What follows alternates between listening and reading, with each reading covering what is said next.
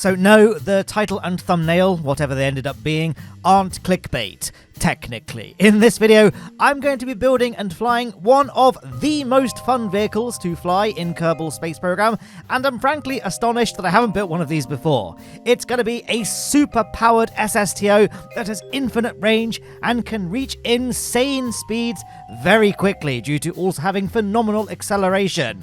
Almost detrimentally so. It's very, very easy for these craft to literally tear themselves apart at like 10% throttle. And when I say it'll have infinite range, that's not hyperbole. These craft literally self-replenish their fuel levels while the engines are burning. And it does this without any cheats enabled, no mods required of any kind. Though if you want to know what mods I have installed in this video, then there's a mod list in the description of all of my KSP videos. And this isn't a Kraken-Drive either. If you don't know, a Kraken-Drive is a kind of engine you can build in Kerbal Space Program that exploits the game's physics engine to generate phantom forces that propel vehicles without the need for engines. I've built a Kraken-Drive SSTO before. You can click the link in the description or that card at the top right if you want to check that out. So, in this video, if not cheats, mods, or Kraken-Drive, how does this thing work?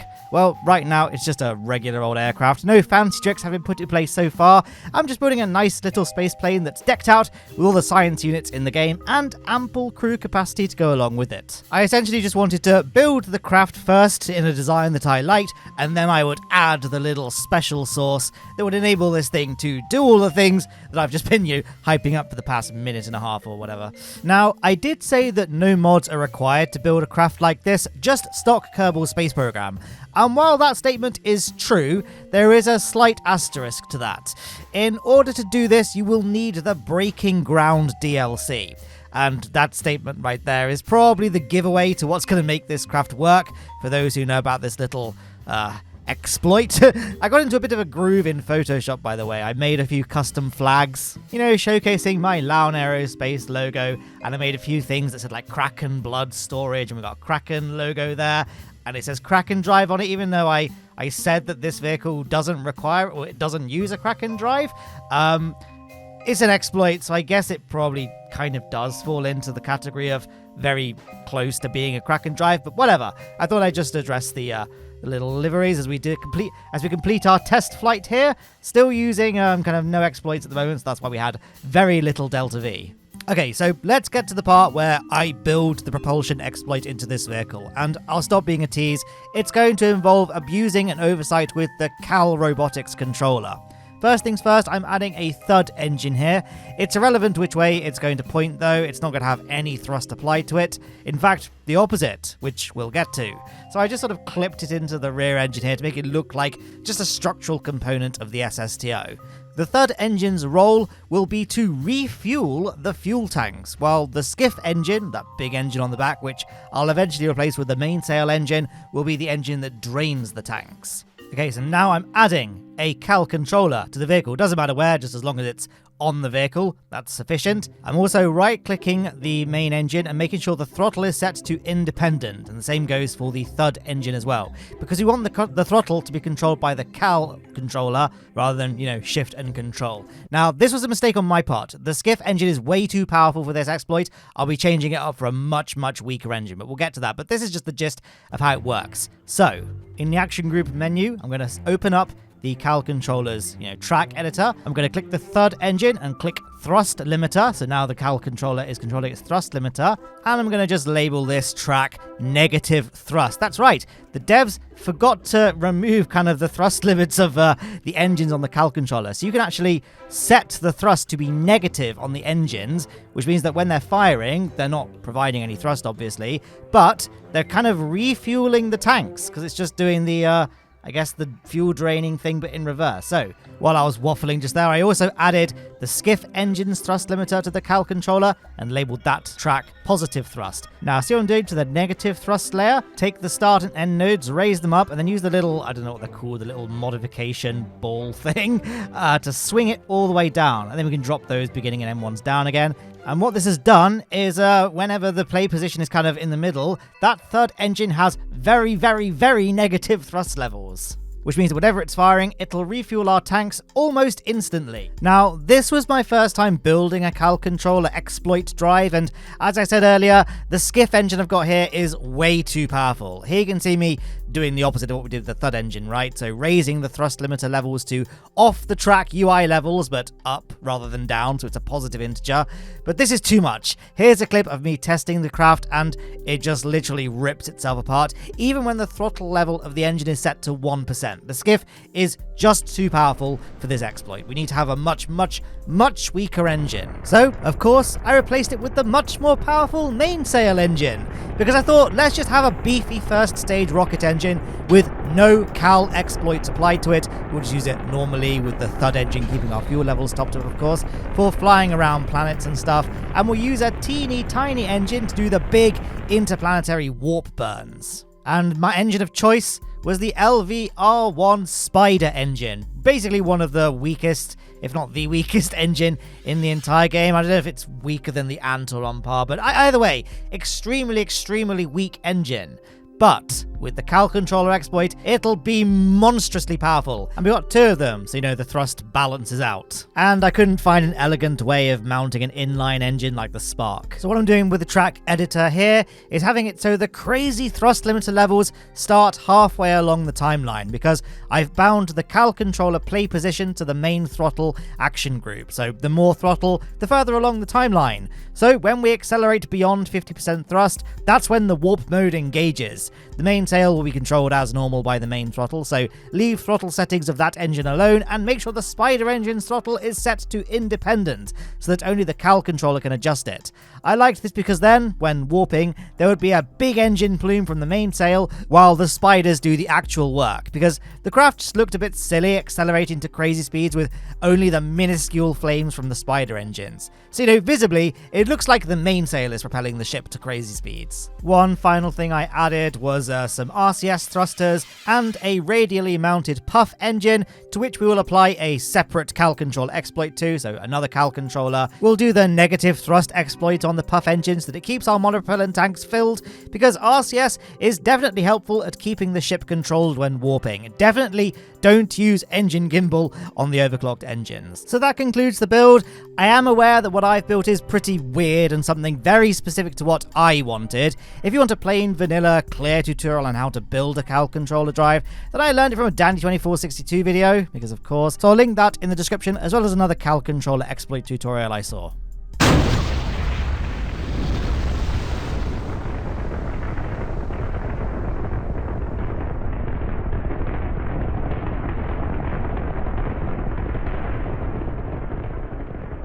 And we are off to a blazing start with that mainsail engine there. Doesn't it look so beautiful with the Waterfall mod installed, and the sound as well? Mwah! There we are, retracting our landing gear.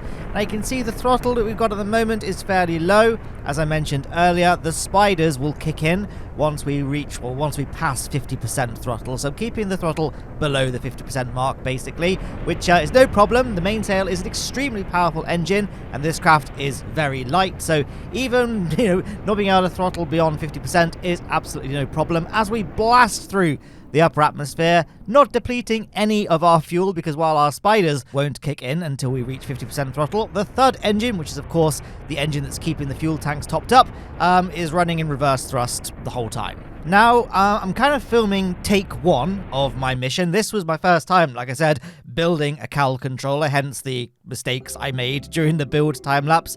And this was my first time, flying it. So I kind of learned on the job how best to kind of use this craft and configure things. So for our Kerbin ascent, like I said, I made sure the throttle was staying below 50%. But for things like ascents we're going to be doing later on, what I did was I just disabled the Spider engine so that we could run the mainsail at up to 99% throttle. If we throttle it up to 100%, then that puts the KAL controller play position all the way at the end of the track, and therefore the third engine will kind of reset back to normal thrust limiter. It won't be providing negative thrust, so we'll start draining fuel. So we can't do 100% throttle, but we can get pretty darn close. Now, the vehicle that I'm flying here is, of course, a space plane, just because I love space planes. We could have made this literally anything. We could have made it look like, I don't know, a Star Trek ship or just have a rocket. But I like planes, and so I've made it a space plane. So I figured, let's take it to some destinations where we can use its planiness. You know, we're going to go somewhere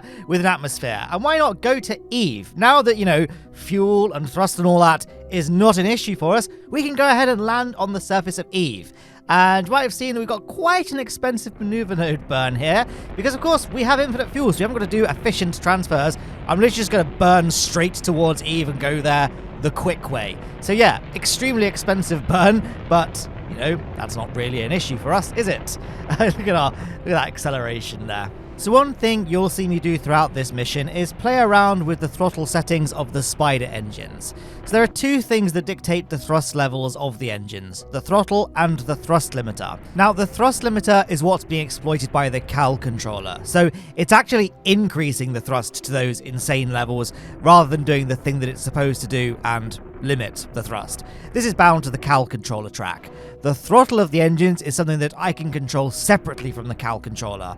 Normally, throttle is controlled with the shift and control buttons on the keyboard, but when building the craft, I set the Spider engines to have independent throttle, so I can change this independent of whatever the throttle of the rest of the craft is set to. I started off with a very tentative 1% throttle, which still gives us massive acceleration thanks to the insane thrust limiter exploit, and then I experimented with different levels of thrust throughout the mission from there. 100% throttle generally just caused the craft to break up due to the forces, so throughout the video you'll see me right-clicking the spiders and changing the throttle percentage from between 1 to about 20%. I don't think I tried anything higher than 20 because 20 gave us plenty acceleration and speed. I didn't really feel a need for anything more. You will also see me sometimes set the thrust of the spiders to 0, essentially turning them off. This allows me to use the full throttle gauge for the mainsail engine without having to worry about activating the spider warp drive. Man, I feel this is all really hard to explain. Did all of that make sense? If it was a bit confusing, then I hope the video is at least somewhat self-explanatory. But anyway, whilst I was kind of stumbling my way through all of that, we have now arrived at Eve. After only 32 days in space, we've taken a very, very fast course to the planet. We're coming in extremely fast, though, so we have to bleed off all of our speed by doing a massive retrograde burn, which is not too bad, not too long, thanks to the power of those spider engines. There's me changing the throttle of the spider engines, by the way, to 16%. That's what I was talking about earlier.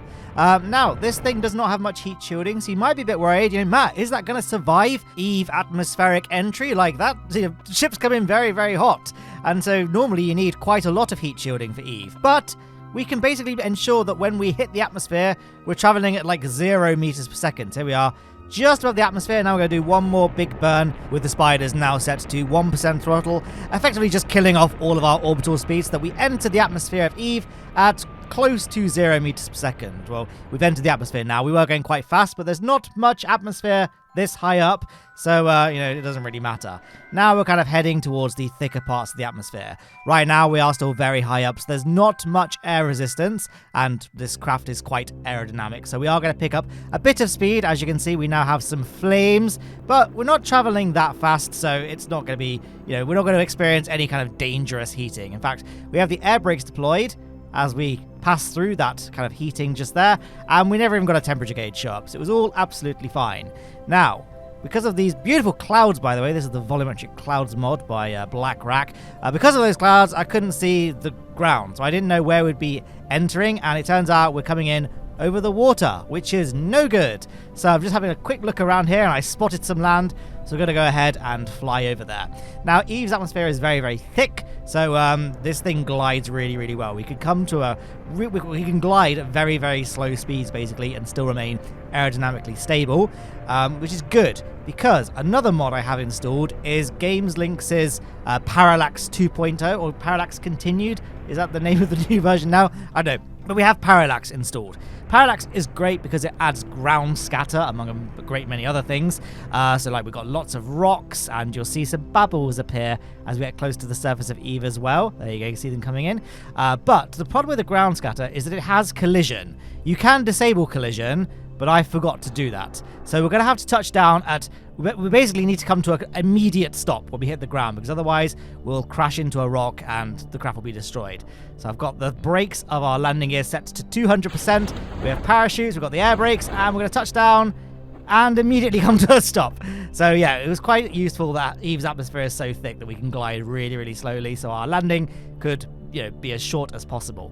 Now we're going to go ahead and open up our science bay. And it looks like we have a stowaway. Yeah, it wasn't my intention to have a Kerbal sitting in that chair inside the cargo bay for the whole flight. Basically, my plan for that chair was have a scientist in the main crew compartment. They would then EVA and sit in that chair in the science bay just to, like, kind of just reset the experiments and stuff, and then they would get out and go back into the crew module.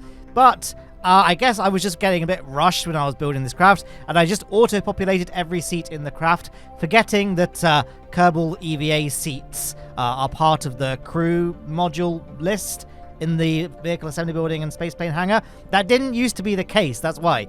You never used to be able to just launch a Kerbal in a chair, if that makes sense. They had to be assigned to a proper crew module, and then you'd EVA them and then sit them in the chair. That's how you kind of did that. But then there was an update where now you can just launch Kerbals in a chair. Does all this make sense? And I never got used to that, basically, so I completely forgot. So, sorry, there's now a Kerbal just in that cargo bay for the rest of the trip. Bit of a shame, but you know, it made resetting the science experiments easier because that Kerbal is just right next to them. But yeah, that was a bit of a whoops on my part. Gemini Kerbin there has just planted our flag, gathered a surface sample so we can unsuccessfully get back on board the craft. Let's try that one more time. You might have noticed I had to quickly raise the landing gear because the craft suddenly started doing all sorts of suspicious things on the ground. I suspect it was colliding with some of those rocks and causing some physics bugs, so I retracted the landing gear before the whole thing just exploded. Here's a little tour of the craft, by the way. These are the two front, or the two forward command pods, at least. For some reason, my little bridge didn't work. I have a little 2-seat crew module inside the forward cargo bay that allows Kerbals to kind of walk across, but for some reason I couldn't. So, short tour. As I mentioned earlier, landing was somewhat precarious because of all those rocks on the ground. Takeoff is even worse because we actually do need to travel along the ground in order to gain some momentum to take off. So I just risked it, and it was all fine. It was great. I forgot to retract the ladder, as you can see, so got to quickly do that, and then we can stow the landing gear and close the forward cargo bay door, and we are off, ascending through the beautiful skies of Eve. This is probably like the most stress-free, relaxing Eve ascent I and anybody else has probably ever done. It was so relaxing. Let's fly along the 90-degree vector, because that's the good and proper way to orbiting Kerbal space program. The 90-degree vector is the direction in which planets rotate, so you get a bit of free delta V. It is completely unnecessary with this craft for obvious reasons, but you know, old habits die hard, I guess. And then we can fly through those beautiful volumetric clouds in the upper atmosphere. So yeah, friendship ended with Kraken-Drives. KAL controller exploit drives are my new best friend. It's so much cooler than a Kraken-Drive, because we've got that nice, beautiful flame from that mainsail, so, you know, there is clearly a visible source of acceleration and thrust on the vehicle, but also it's just much easier. Like, it just works. Like, when I built my Kraken-Drive SSTO, I flew that to Eve as well, and we had a few issues ascending through the atmosphere. It just kept on diving for no reason, and I had to, like, work really hard to get it to start accelerating again, and yeah, I guess just the glitchy nature of Kraken-Drives means that there might be some odd things that happen every now and then. But this is just a thrust limiter exploit. So what I'm essentially doing right now is just flying with infinite fuel. All the engines are just working as they should, hence why the flight has been completely stress-free, aside from obviously the challenges that came with landing and taking off on Eve. Although I was successful in this video, there were a couple of outtakes that I cut out of the craft, coming to a rather sticky end when attempting to land on the surface. So I do believe my takeoff attempt was my first attempt, so I guess I just got lucky there. Now, I didn't want to leave this mission with just a trip to Eve, surface and back, and like that's it, because that's kind of boring. And I said earlier, I wanted to take full advantage of the fact that we have a space plane, and visit not just Eve, but also Duna. You might have seen I set Duna as our target, and then I just couldn't be bothered to make a maneuver node there, so I just pointed towards the target and started burning. I did then quickly realise that that's dumb because Duna is obviously going to move before we get there.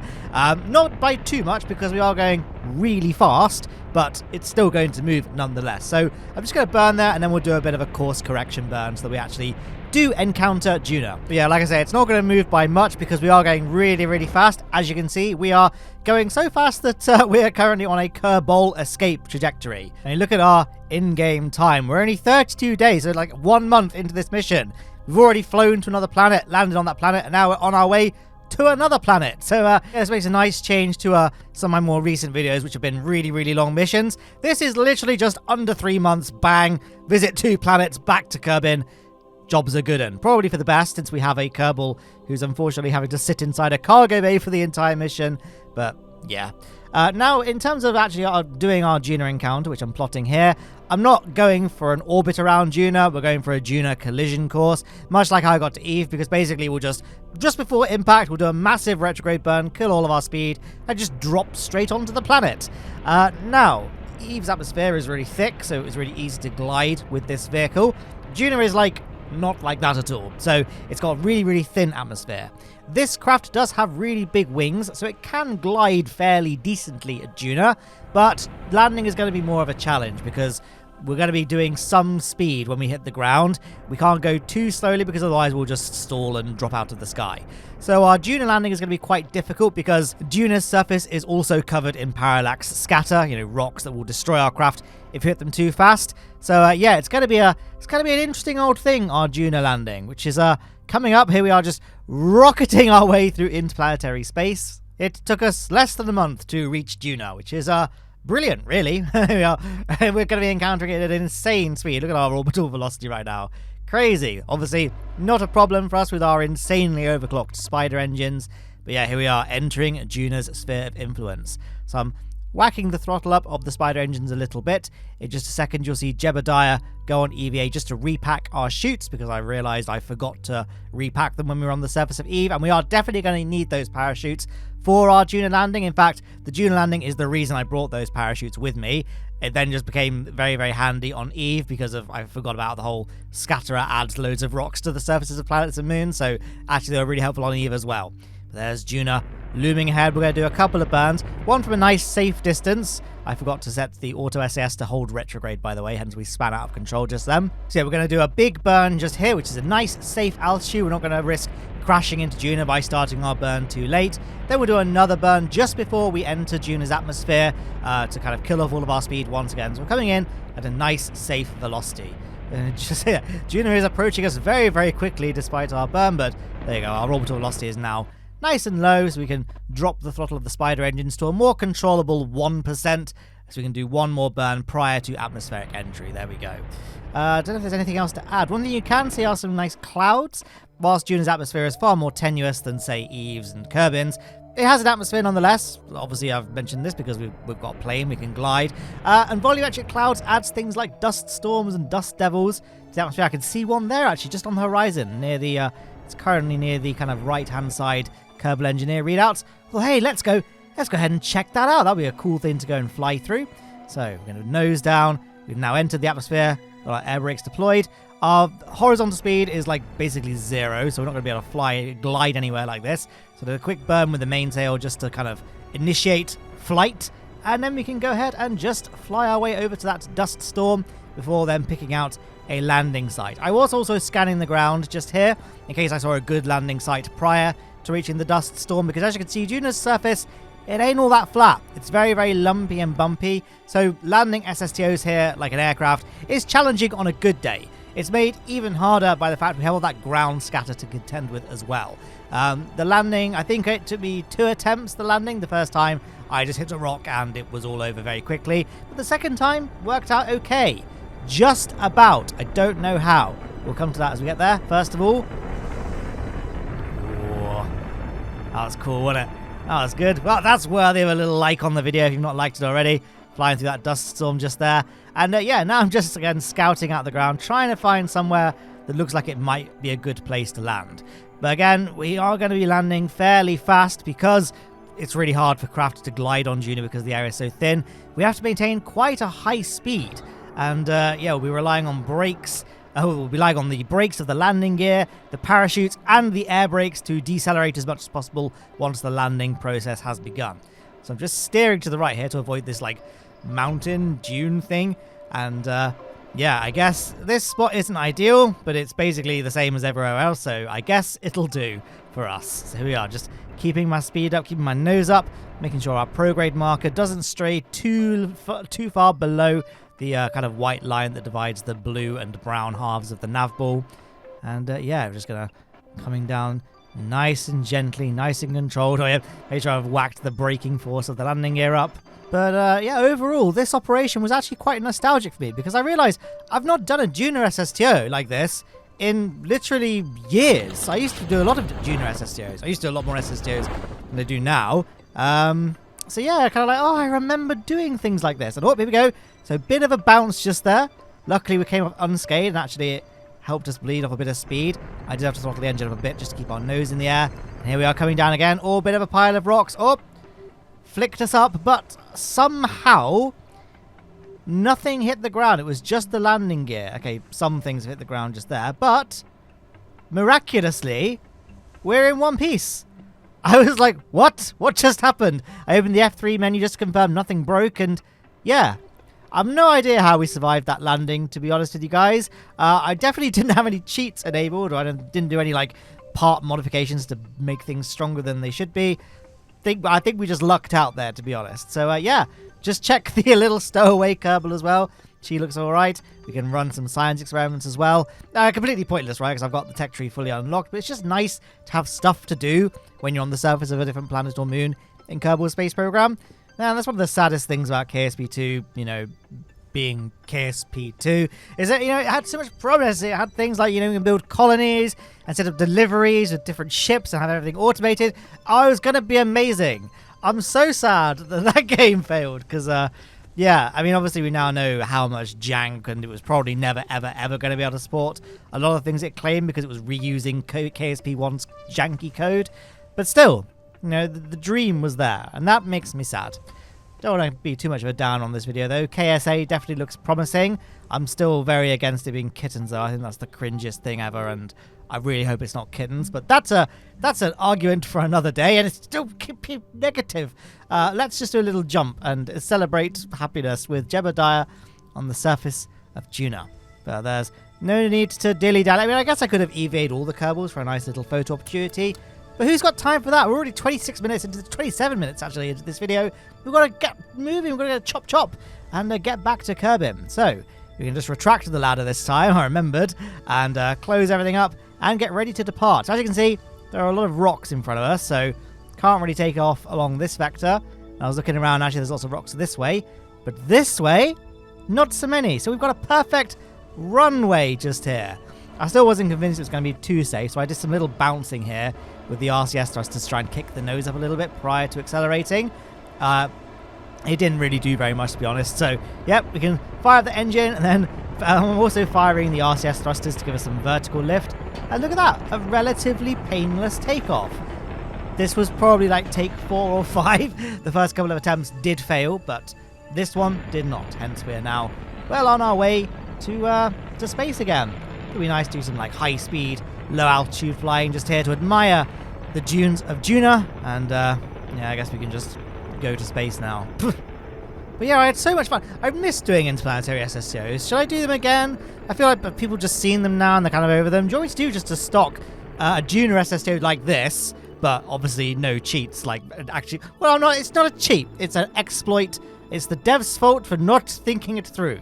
But I'm very glad that they didn't patch it out. It's like that, there's a few Halo glitches that were fixed for like the Master Chief, whatever the re-release was called. And people didn't like the fact that some of the bugs were patched out, to the point where the devs eventually patched the bugs back in. I can't remember what the bug was. It was like something to do with the sword. I was watching a Summoning Salt video, alright guys, just watch that video, it was great. The Summoning Salt Halo 2 or Halo speedrun video. I don't know, I'm just saying they patched in some bugs. And this is a bug which I think everyone really likes, and maybe it was a deliberate choice the devs never fixed it. But yeah, I'm really glad that they didn't.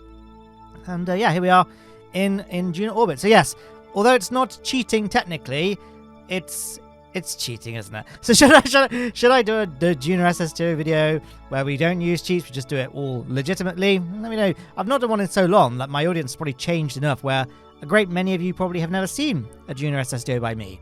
I mean, you could just search Matt Lowne Duna SSTO and just watch one of my old videos, but, you know, could be a nice thing to revisit, do a 2025 modern take on it. Yeah, I guess I kind of stopped doing SSTOs because of KSP2. SSTOs weren't really all that practical in that game because the nuclear engine was nowhere near as good. Well, I should say the swerve engine was incredible, but you needed those horrible, ugly hydrogen fuel tanks. And I like making like sleek, science fiction-y looking SSTOs like this, but obviously, you know, done legitimately. And I just couldn't make any SSTOs I liked the look of with those big, ugly hydrogen tanks. So I just said, to heck with it, I'll just do rockets from now on. And now we're back in KSP1, and I guess I'm kind of now stuck in that new habit of just doing everything with rockets. So maybe I should like, you know, revisit my roots maybe, and do some SSTOs again. I don't know. All thoughts for the future. I mean, I want to do some more modded playthroughs. I need to finish my Minmus colony, and I do want to install Outer Planets mod. I know you guys keep commenting it. I do know about that mod. I do have plans to use it. I just haven't got round to it yet. Also, while we're on the subject, I do know about Simple Rockets and Juno New Origins. People keep telling me, every video, Matt, have you heard of Simple Rockets? Like, of course I've heard of Simple Rockets and Spaceflight Simulator and Juno New Origins. Like, my job is making like space video game content. Of course I've heard of these games. I just have no interest in playing them because I don't want to play a mobile game like Spaceflight Simulator. And Juno New Origins, it just doesn't have the charm of KSP, does it? It's just a bit more clinical and cold. Maybe I should give it a go. I own the game because it used to be called Simple Rockets 2, and then one day I got this. I saw Juno New Origins in my Steam library, and I'm like, what's that? I don't remember ever buying that game. It's literally, it was such a stupid rebrand. It's like, I almost feel like not supporting it out of spite because of that stupid name change. That was a joke, obviously. But, yeah, utterly bizarre rebranding, in my opinion. Like, Simple Rockets is a really good name. Juno New Origins, so it's like a subtitle for a standalone game.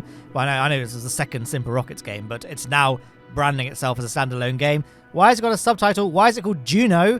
I saw the word Juno and assumed it was referring to that Jupiter mission of NASA's, you know, the Juno probe.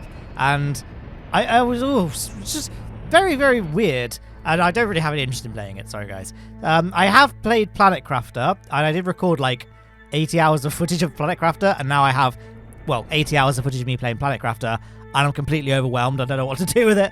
So maybe I'll get around to editing that down at some point. But yeah, as you can see, whilst I was going through that big tangent, by the way, we've now arrived at Kerbin.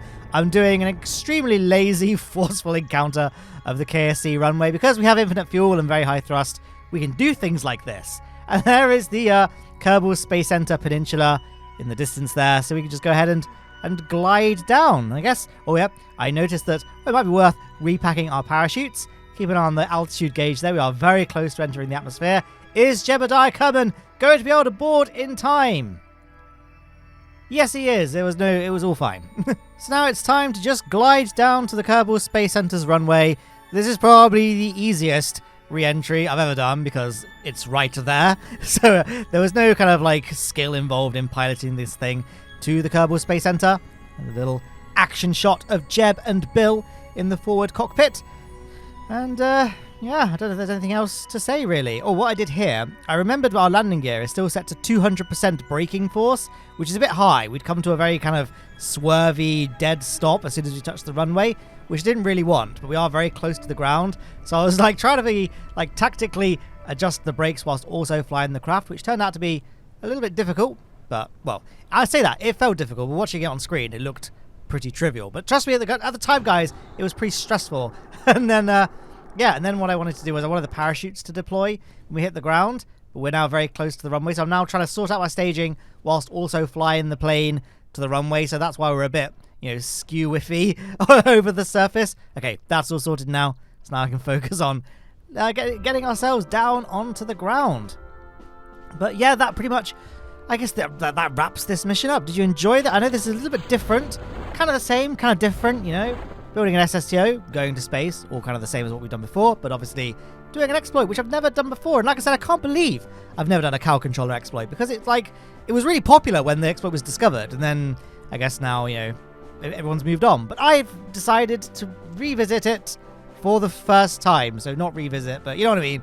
Maybe this was nostalgic for some of you watching. I don't know. But did you enjoy this video? Do you want me to do more kind of game exploit / Kraken-Drive videos? Let me know in the comments below, as well as any other video topics that you want to see me do, perhaps, in Kerbal Space Program.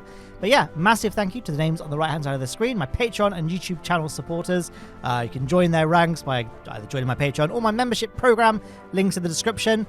And yeah, that's everything. Thank you so much, everyone, for watching. I'll catch you on Monday for space news, and next Saturday for KSP content again, maybe.